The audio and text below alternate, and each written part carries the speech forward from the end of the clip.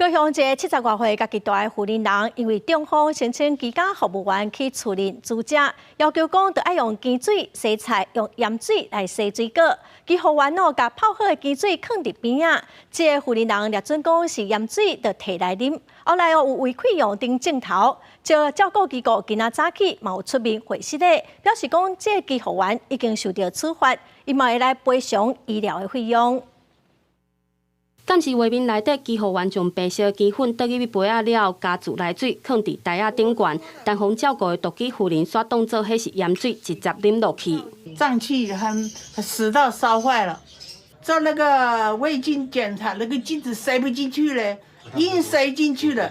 都肿起来了，肿起来了。70几岁的妇人是伫中风了后，透过1966安排居护员，对4月2日开始到厝煮饭。事发伫6月2日，妇人因为啉到碱水，身体无爽快，3天后通知长照机构，7月初甚至住院1礼拜。虽然事后8月时阵，机构甲保险公司捌来讨论赔偿的问题，但双方无共识。 盐水去洗水果，碱水去洗蔬菜。之前个案都会先泡好，那一天是刚好没有了。泡好之后是忘记跟这个长辈告知。那装的钢杯的部分，因为长辈以为这个是盐水，才会导致他误喝。机构20回息咧表示，机护员已经记过并停止派案，因为10月才收到个案提供的收据，赔偿搁伫处理当中。但因为袂少家庭拢会用碱水来洗菜叶啊残留的农药。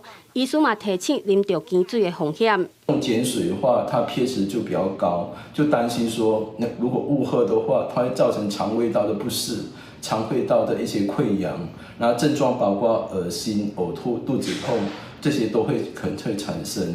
民众因为健康状况来申请居家服务，想袂到煞发生照顾的疏失。高市卫生局表示，会继续关心个案的就医情形，甲机构后续的处理状况。记者陈焕武、柯正俊高雄报道。